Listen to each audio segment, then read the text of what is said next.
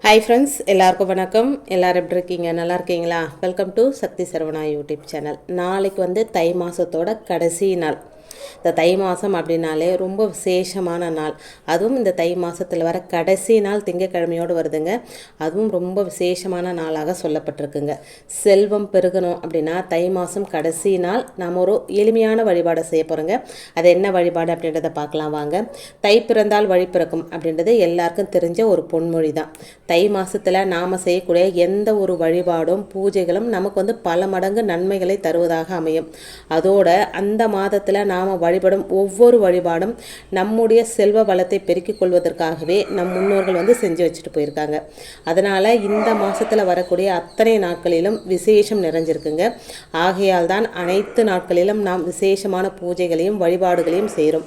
அப்படியான அற்புதமான இந்த தை மாதத்தோட கடைசி நாளான நாளைக்கு ஒரு தீபத்தை ஏற்றுவதன் மூலம் நம்முடைய வாழ்வில் செல்வ வளத்தை பெற முடியும் அப்படின்னு நம்ம முன்னோர்கள் சொல்லிட்டு போயிருக்காங்க. அது என்ன தீபம், எப்படி ஏற்றணும் அப்படின்றத வீடியோவில் போய் பார்க்கலாம் வாங்க. இப்போ தான் ஃபஸ்ட் டைம் என்னோடய வீடியோஸ்லாம் நீங்கள் பார்க்குறீங்க அப்படின்னா ப்ளீஸ் சேனலுக்கு சப்ஸ்கிரைப் பண்ணி சப்போர்ட் பண்ணுங்கள். உங்களுடைய ஒவ்வொரு சப்போர்ட்டும் எனக்கு மிகப்பெரிய ஒரு மோட்டிவேட்டாக இருக்குங்க. இந்த தீபத்தை நாளைய தினம் திங்கக்கிழமை தை மாதத்தோட கடைசி நாள் மாலை வேலையில் தாங்க ஏற்றணும். அதே போல் இந்த தீபத்தை பூஜை அறையில் தான் ஏற்றணும். இந்த தீப வழிபாடு செய்வதற்கு மாலையில் பூஜை அறையில் முதல்ல ஒரு தீபம் ஏற்றி வச்சுருங்க. ரெகுலராக நீங்கள் என்ன தீபம் ஏற்றுவீங்களோ அந்த தீபத்தை ஏற்றி வச்சுருங்க. அதற்கு பிறகு இந்த வழிபாட்டுக்கு அப்படின்னு தனியாக ஒரு அகல் விளக்கில், அது பழைய அகல் விளக்காக இருந்தாலும் பரவாயில்லைங்க, அதை சுத்தமாக கழுவி மஞ்சள் குங்குமம் வச்சு நெய் ஊற்றி தீபம் ஏற்றிக்கோங்க.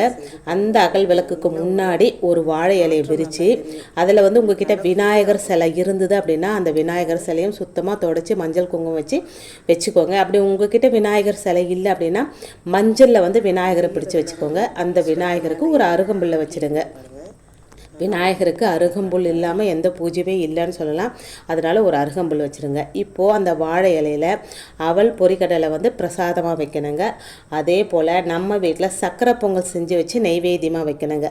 இப்போது ஒரு கிணத்துல உதிரி பூக்களை வந்து எடுத்து வச்சுக்கோங்க. இது வந்து வாசனை மிக்க பூக்களாக இருந்தால் ரொம்ப ரொம்ப நல்லதுங்க. கிடைக்காத பட்சத்தில் மல்லிப்பூ கிடைச்சா ரொம்ப விசேஷம்.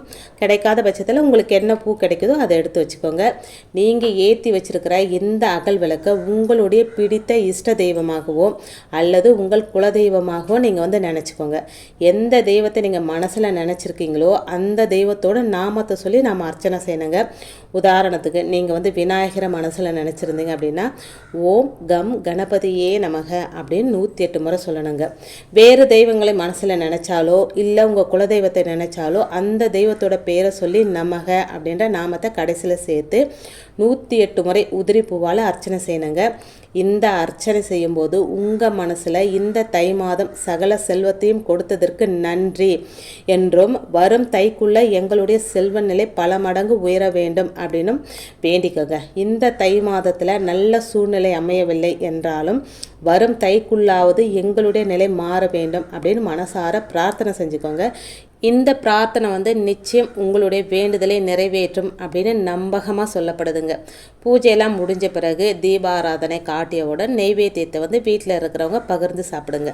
இந்த அவல் பூரி கடலையை மட்டும் கொஞ்சம் எடுத்து ஒரு கிண்ணத்தில் போட்டு தனியாக பூஜை ரூம்லேயே வச்சுருங்க. அது அப்படியே இருக்கட்டுங்க. மறுநாள் காலையில் இதை வந்து பறவைகளுக்கு வந்து உணவாக கொடுத்துருங்க. இந்த முறையில் வழிபாடு செய்து படைத்த இந்த உணவு பறவைகளுக்கு தானமாக கொடுக்கும்போது உங்கள் வாழ்வில் உள்ள துன்பங்கள் நீங்கி சகல சௌபாக்கியத்தையும் பெற்று வாழக்கூடிய யோகத்தை பெறுவீர்கள் அப்படின்னு சொல்லப்படுதுங்க. நம்பிக்கை இருக்கிறவங்க நம்பிக்கையோடு இந்த வழிபாடு செய்து நல்ல பலனை பெறலாங்க. நம்பிக்கை அப்படின்றது ரொம்ப ரொம்ப முக்கியங்க. நம்பிக்கையோடு செய்கிற பட்சத்தில் மட்டுமே நாம் செய்கிற எந்த பரிகாரமாக இருந்தாலும் பூஜையாக இருந்தாலும் அது வந்து 100% நமக்கு வந்து பலனை தரும். அதில் ஒரு துளி சந்தேகம் நமக்கு வந்துட்டாலும் அது வந்து நமக்கு பலனை தராதுங்க.